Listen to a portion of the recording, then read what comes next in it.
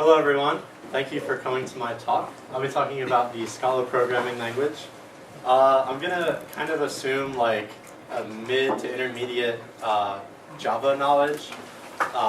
So actually just by show of hands, how many would say you have intermediate to medium Java knowledge? Okay, that's good.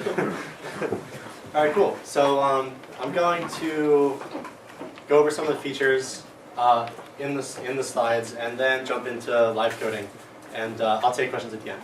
But if you have questions in the middle, just feel free to ask me. But first, some stock photo metaphors. So I think of Java as kind of like old school, corporate. It's not really fun. I think most people say they hate Java, actually. So compared to Java, I think of Scala as kind of cool and hip and someone you would want to work with. Java gets you from point A to point B, not necessarily in style. Some people would say it's in style. Some people like Java, but other people would rather want to get to point A to point B feeling good about it and liking what they're doing. And Scala gives you that option. This one really needs no explanation, except people just don't usually like using Java. And once you get to know it, Scala is a lot better. And lastly, Java is very authoritative and it yells at you a lot. And it's generally just not fun to program in. Whereas Scala is like, yeah, dude, I'm cool with that. Let's do that. So now Scala, the biggest thing is that it's functional. So it has a lot of the attributes that normal functional languages do. The first feature that, first from some brief history about it. Developed in 2001, released in 2003. It was actually built by the same guy that developed generic Java, which is now like a part of Java that allows you to use generics, and also built the Java C compiler. So it's fair to say he knows his way around the JVM, and it shouldn't surprise you then that Scala is built on the JVM.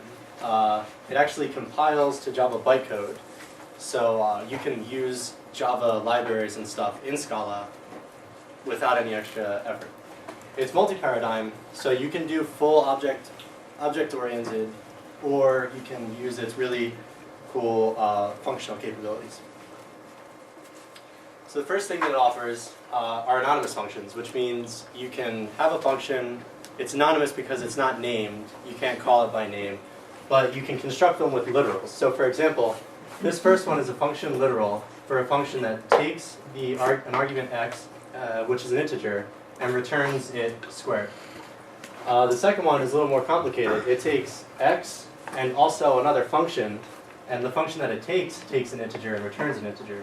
Takes all those and does a double apply of that function on the element. This one is the same deal, takes a list of characters and then uses some higher order functions, which we'll get into in a second. So list comprehensions, or they're called in Scala for comprehensions, are really important and you find yourself using them a lot. Basically, it's almost like running queries on a list. So if numbers is some iterable collection of numbers, this syntax will loop once for each element in numbers, and in this case, it yields 2 times that number. Yield basically meaning this is what will be part of the returned list. So this expression actually returns a list. Same thing here. So it goes through everything in numbers, but it will only yield on a conditional. And this one's a little more complicated. It's the same thing as a double for loop would be in most other languages. So for every x, it will go through every y, and then run its conditionals. So the higher order functions I talked about. First, it's worth noting that the way to save a variable in Scala, you have 2 options. It's either val or var. Val is an immutable variable, which is highly recommended over mutable variables. But you can do mutable variables by initializing with var. It's generally, the rule of thumb is if you use var, you're doing it wrong, and you can do it better by using immutable variables. Anyway, so the higher order functions are such like filter, map, group by. Filter will run this anonymous function on every element of the list, and if it returns true, that will be part of the returned or resulting list. Map will apply this function to every element of the list, and whatever this returns will be part of the new list.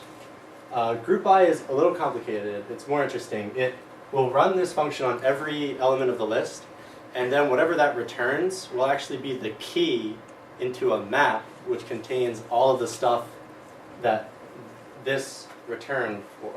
So you'll see that'll become much more clear when we start coding. For all that, this will return true if this returns true for everything in numbers. Exists, self-explanatory. If an element exists such that this returns true, that whole thing will also return true. One of the most powerful things about Scala, I think, is the pattern matching capabilities. Basically, this match keyword just initiates a much more powerful switch statement in other languages. So, for example, you have a number of people, match it with either one of these. If it's 1, 2, 3, or 4, it will return these. Also, worth noting, in Scala, it's similar to Ruby, where the last thing executed will be the return value of that block. So this will return one of these, and this underscore is the default case. That will match anything. This one is a little more complicated in that this function takes anything, and it actually matches it based on its type. So if you get an integer, this will hit. A double or a string, this will hit. And you can refer to it then by that name in the following block. Optional name parameters, pretty standard. You can refer to the parameters by name, put them out of order or anything, and in the same way, you can have optional parameters by defining them when you define the function. So this same function could be called either this way or with this flag set to true. Operator overloading, something that a lot of people want in Java but haven't gotten there yet. This is actually an example I took from a Stack Overflow question. Here, this unary, that defines an operator that you put at the beginning of an object of this class. So for example, down here, not A would return, in this binary example, the opposite of whatever it is right now. You can override the addition, and then bits could be this is an example of a prefix operator, an infix operator, and a postfix operator. So bits will be called after an object of the class. Plus will be called in between. And like I said, because it compiles to Java bytecode, and it actually uses a lot of the Java functions. So when you make a toString, you're overriding the one that Java has already provided for this Scala object. That's just interesting to note. Okay, so that's that, but learn best by doing, so let's get into some live coding. So Scala has a really awesome software piece called worksheets, where when you make a worksheet, it is it's a file where when you save it, it doesn't look like, well, every line that you have in the file is executed as you write it. So for example, if we write Scala and save it, it will return this result below Scala, which is really cool when you're testing things. The normal Scala workflow is the same as Java. This compiler is called Scala C. So you write your Scala, compile it, you get a bunch of class files, and then you can run it same way Java works. So I think the best way to get into the functional paradigm is to do an example with sets. Kind of get you used to throwing functions around as parameters. Sorry, we're a little more light over here.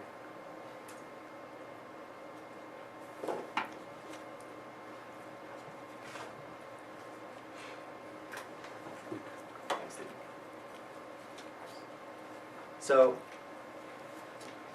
first thing you can do is, almost like a type def in C, you can define another type. So we're going to say that the set type takes an integer, is a function that takes an integer and returns a boolean.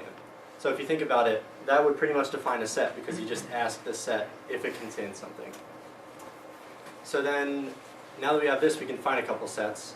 We'll say that even numbers is going to be the function that takes an x and will return basically true if it's even or false if it's odd. So I'm going to say that this is a set, so it knows that it is a function that takes an int and returns Boolean. And I'm also going to define positive numbers, and that's just going to take the x and return if it's greater than 0. So that will define all positive numbers. So there you go. It just says basically you have a couple functions that take ints and return Booleans. So instead of calling those functions directly, I'm just going to write a contains method that takes a set and takes an element. It's going to be an integer and returns the Boolean, and it's just going to call the set on the element, which will return true if it contains it, false if it doesn't. So let's test that out. Say contains even numbers 2, which we expect to be true. It is. And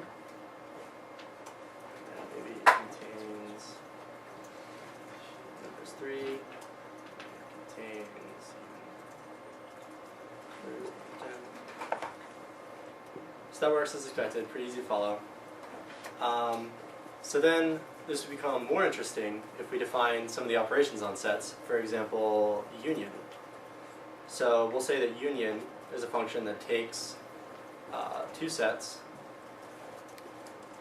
and returns another set. And that's just going to be, so the union, when you're talking about sets, is the addition, or not addition, whether if it's in one set or the other set, it will return true. So right off that, you can just say, so if S1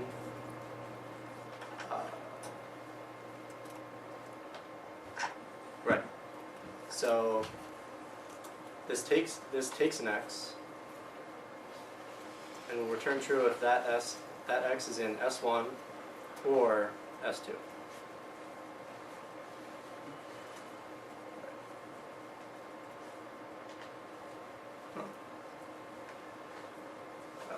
Derp, derp, derp, derp. Yes, thank you. Okay, cool. So let's try that out. Say positive numbers and even numbers. And that's going to equal the union of even numbers and positive numbers. So now that is a new set, and so we can see if we can run queries on that. So any positive number and any even number. So 2 should be in there.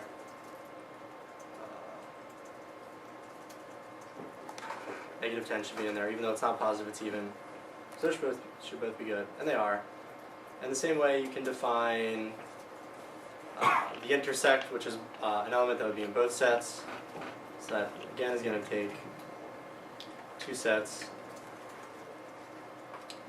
return a set, take the x, and return true if it's in S1 and S2.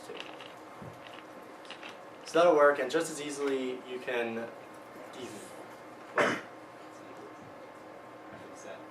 oh, right, thank you. So that you can define, you know, difference and all the set operations. They're basically just reorganizing of this S1 and S2. It would be S1 of x and not S2 of x for difference, stuff like that. So that is how you kind of throw functions around, and that is like getting your toes wet with functional language. So those higher order functions, when you're trying not to use mutable variables, it's cool actually. Next step. When you're trying not to use mutable variables, it gets kind of hard to do stuff that traditionally you do use mutable variables for, like counting and like building new lists and stuff. So Scala, they don't.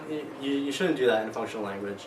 So a lot of their building new lists they have this philosophy where whatever you build new, you just don't change the old one. So if I wanted to append to a list, I don't actually change that list. I make a new list with that appended. So that's where like all these higher order functions come in. So I'm just going to define a list. You can define an iterator like this. So 1, 2, make it 0 to 10. So that's just going to be what I'm going to turn into a list, because normally this returns an iterator, but I would rather have the whole thing. So that's just a list of integers, 0 to 10. So then you can run these higher order functions on this list. So if I said a list filter, and there's a little bit of syntactic sugar where instead of saying takes an x and does this, you can have the Scala compiler infer what you want for that variable. So I'm going to filter it for all of the elements that are greater than 5. So that should return right, all the elements of that list that are greater than 5. And then you have functions like count, so I can count all of the, maybe count all the elements that are greater than 5, so that should return 5, which it does. So that group by method, which is kind of interesting. So if I group by everything that returns the same thing for mod 2, yeah. So this is actually going to return a map, which associates the only things you can get from mod 2 are 0 and 1. So it associates everything with 1. It's a little bit cut off here. I apologize for that. But 0 here, you can see it takes everything that when you mod it by 2 gives you 0. And that actually presents a lot of interesting possibilities. That's a really simple example, but it gets pretty gnarly when you get into big, huge collections. Group by. Oh, right. One of the most useful ones, I think, or ones that I find myself using a lot, is one called fold. There's fold left and fold right. Pretty similar to the inject in Ruby if you're used to that. So what you do actually is you pass this as starting value. So for our example, we'll say start at 0. And then we want to say fold it so that you take the one. What it does is it takes elements from the left to the right, if you say fold right, and runs a function on them. So we'll say this function takes 2 parameters and just adds them together. So what this should do is sum up the entire list, moving from left to right. So there you go, 55 is the sum, in case you ever wondered, of all the integers from 0 to 10. So those higher order functions, that's just four of a pretty good deal of them. They are extremely useful, and I find myself using them a lot. Really, if you're going to go functional with Scala, you're going to have to use those a lot. So, like I said, it is also object-oriented. So there are classes, they're used frequently. So I'm going to go ahead and define a class tree. So this is an abstract class. You don't need to give it any implementation. I'm not going to. I just want to use that as an identifier. So then I'm going to define a couple subclasses. There's a special type of class in Scala called a case class, which you almost define it like a function, in the sense that I define the arguments to the constructor right here. So I'm going to say that this has left, which is going to be a tree, and right, which is going to be a tree. And that extends tree, so I can refer to it as a tree. I'm also going to define the leaf of the trees, which just has a value, which will be an integer.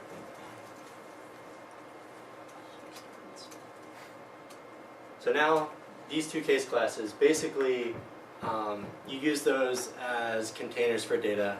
Really convenient. It lets you make new ones, and it's almost like you're constructing a class with a function call. So I'm going to make a tree, say it's equal to just one that has 2 leaves, 0, and 1. Okay.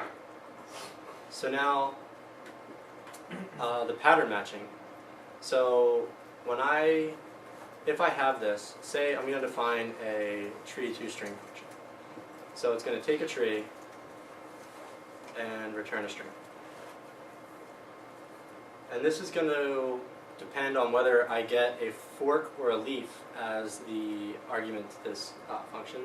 So I'm going to say t match, and then for the case where it's a fork, which is going to have a left and a right value, I'm going to recurse, well, make it a little pretty,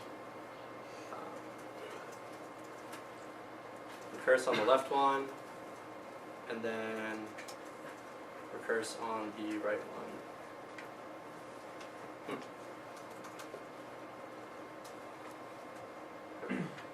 Can't forget the plus. Right. It's really irritating that it cuts it off, but I'm pretty sure that's right. Okay, so, and then the other case is whether it's a leaf, which is just going to have a value, and all that's going to do is print the value. And that toString is actually Java's toString. Just interesting to know. So then this basically, the really cool thing about this is when you match a case class, you have access to whatever it was initialized with. So for example, I use that L here and that R here. So, save that. Good. And so tree toString of that tree that made a little bit back. Okay, cool. So pattern matching is really cool. There are some more complex things that Scala gives you. For example, every object is superclassed by any and subclassed by none, which, so for example, if you run a query on a list of things and none of it returns true, since that's a possibility, you can't actually do anything because you don't know if something's going to be there. So you have to use their option syntax, which I'm not going to get in here. It's pretty complicated. It takes a while to get, but it adds a lot of power to the pattern matching. So one of the biggest things about functional languages, especially now, is doing things in parallel, like parallel computing. Now that people say hardware is cheap, so like that's saying like, is it worth it for you to optimize this to run 2 times faster, or just for us to allocate 2 times the hardware to it? So in Scala, since it's functional, that parallel computing is a big part. And for example, we'll say you have a list of characters, and that's just going to be A, B, C, and D. Now say you want to uppercase all these characters. So you say char list, map to upper. So that's going to take that to upper function and apply it to every element of the character list. So you see that they're all uppercase. But now, say you did this in Java and you wanted to make this parallel, so to run on different threads. That might, I mean, you could do that. It would probably take you, I don't know, no less than an hour probably. And but in Scala, what you do, so you see that this is a list of characters. When you throw this .par keyword onto the back of it, it is no longer a list of characters, but a parallel sequence of characters. So then, on parallel sequences, all of the operations you can perform on regular sequences are defined, but they're implemented so that it uses a thread pool, or it can use whatever implementation you have for spreading out the load to different processors. So then this map is actually going to happen in parallel and return that parallel sequence.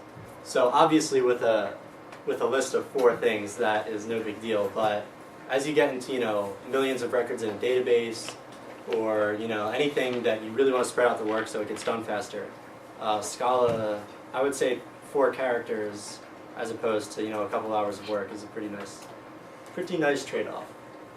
And that gets really in depth, definitely out of the scope of the presentation, and in fact I don't really understand it most. Yeah. So when you .par that list, that means whatever you do to any normal list, which is possible after you .par it, right? So whatever you do to that list, instead of just looping through it and doing it individually, you run a thread on each element.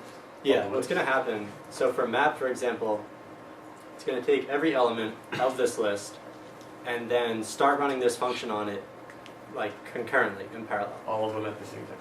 Yeah, that's the idea. And 2-upper obviously isn't going to take a lot of time, but if you had something that really had to number crunch, this would happen, assuming you have 4 threads, probably about 4 times faster than if you didn't do it concurrently. Okay, so the last thing that I'll get into is something that every Scala program is going to have, and that's 4 comprehensions. So like I said, when you can't change the list, but you want to run stats, not stats, but you want to interpret a list or do anything with it, and you're encouraged not to change anything, it gets kind of tough. So then they offer you these really cool 4 comprehensions. So, like the example that was in the slides, x in, I'll define this number as, say, 0 to 10. And I'll leave that as the iterator. So, for x in numbers, yield, actually let's just do the example from the slides. Yield x times 2. So the original thing was a range, but now it's a vector, which is just one of those Scala constructs behind the scenes. So yeah, everything in there is multiplied by 2. Everything's even.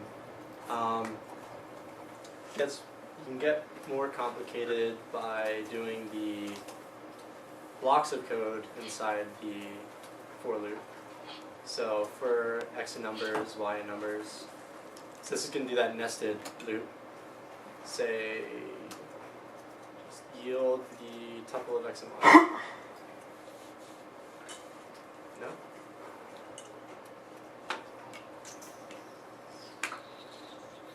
Oh, right, of course. This is a block of code.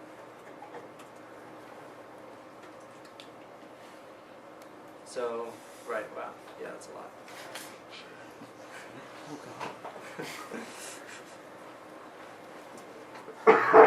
And we'll say, one last example. X in 1 to 100. Want to yield if, let's see. Okay. I'm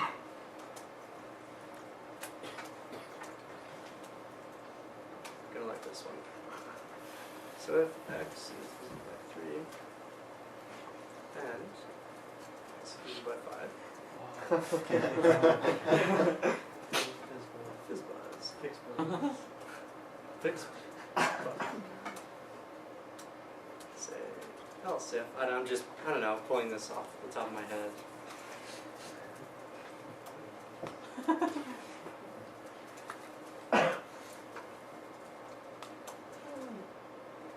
How's that?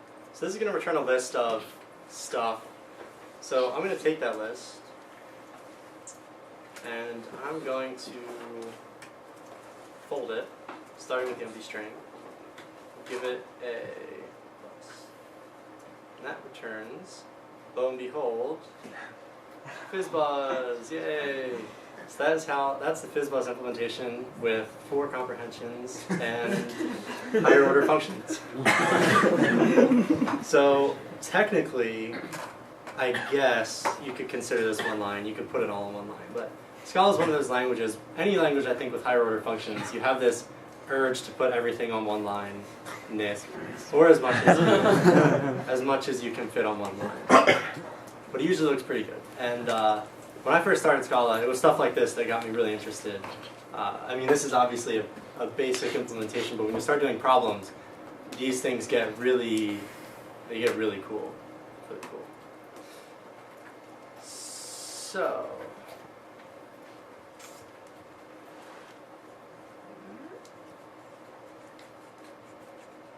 whatever. Cool. So thank you very much for watching my presentation on Scala. I appreciate your attentiveness and being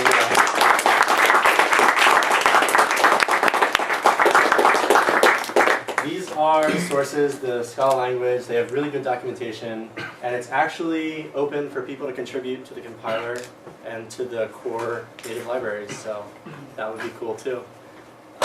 you'd be in the club of some really smart people. But yeah. So does anybody have any questions about anything I talked about? Yes. Question: does Scala support infinite lists like Haskell? Yeah. You made one. No, Numbers and positive numbers. Right, that would be a set. Technically, yeah, you could do that. You could use that. Native, I don't know, because I know in Haskell they have, 1, 2, whatever. I don't think Scala has that, but yeah, with sets it wouldn't be hard to implement that. Any other questions? Yeah. If the NSA is telling me to uninstall Java, does that mean Scala won't work anymore? Unfortunately, yes, it runs on the JVM. I think if you download Scala, yeah, you can't do it without Java. Yeah. Does Scala compile to .class files? It does. It compiles to a lot of really annoying .class files, actually. So I can use the Java command to run Yes. some Scala bytecode even if I don't have Scala installed? Theoretically, yes, that'll work, because That's the class files are awesome. Java bytecode. Because of the anonymous functions, I believe every anonymous function gets its own class file. So you compile a program that's say 100 lines. You're gonna get at least 15 .class files with a bunch of weird $signs and stuff in them. Good job, Java. Good job. It's really useful if you have like the Play framework. You can write part of your web application in Java and some parts in Scala. It all works right Yeah. together. A lot of people in industry, I know Twitter did it, I know IGN did it. Basically, they have their old Java backends that have been hanging around for like 7 years. The people that made them aren't there anymore. So they have been going to Scala, taking that opportunity to rewrite. And basically, you can implement parts of it in Scala and parts in Java, and it's just a seamless integration because you can keep the same thing running. You can keep your new Scala code running in tandem with your old Java crap, and it'll still work. And it's worth noting, you said Play framework. As far as like community support and framework, there's a pretty good amount of stuff. There's Play, which is a web framework. There's Scalatra, which is another web framework. There's a bunch. Their collections library is really good.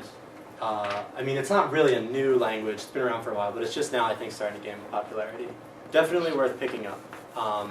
Definitely a good thing to have on a resume. Yeah, it's a good language, and it's only going up from here. They just got a bunch of grants from people to develop it. Actually in 2011 is when the official Scala, the official corporation supporting them got put in place. So that's when development really started, and it's already gotten a lot better since then. Sorry, anyway, but I digress. Any more questions? Yeah. What's, you would say, one of the coolest things you've done with Scala? Well, so how many people are familiar with Project Euler? Okay, so good.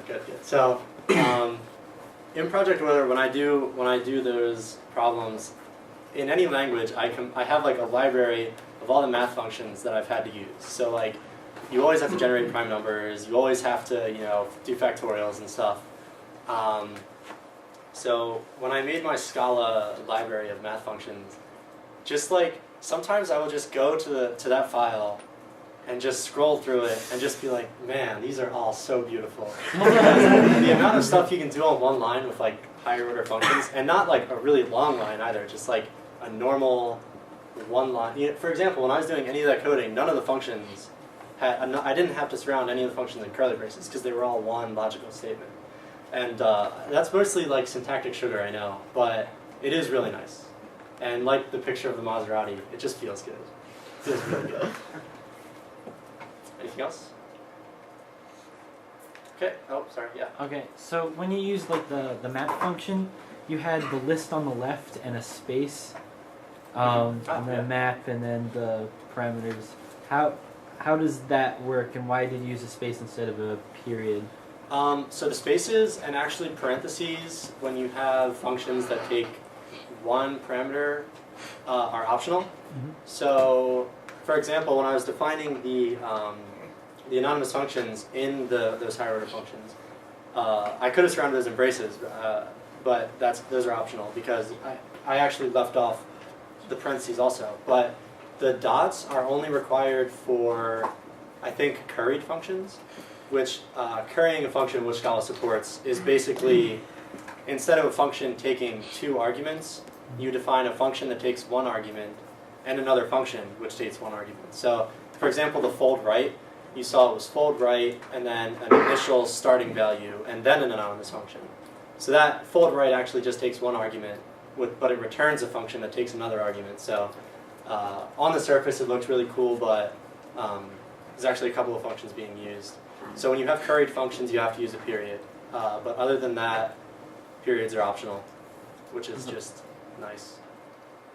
Yep, you had a couple lines where I think it was where you were returning or something. You had to have a set equals, or was that typecast, or what was that? Oh, right. So the equals, so the one that I left out, you called me on, was when you're defining functions, you don't have to define what it returns. Usually the compiler can infer what you mean to return. But when you do define what it returns for a function, you have to say, so this function declaration, colon, whatever type it returns, equals, and then starts the block of the function. So if I hadn't done that, I could have just said function equals or function open brace, stuff like that. Also, with values, for example, when I defined the sets at first, I said val even numbers colon set equals. You can say, like, everything is statically typed behind the scenes, but if you don't want the compiler to have to infer it, you can be explicit and say this is a set, which only really you have to do when the type of it is a function, but yeah, it's optional. Yeah? Does Scala support partially applied functions like Haskell does? Yes, it does. There's always, if you have some syntax error, the syntax, or the compiler will always say, use an underscore if you meant to use this as a partially applied function. So personally, I don't have any experience with them, but I know it does support them. Oh, that's awesome. Last call for questions. Okay, cool. Thank you very, very much.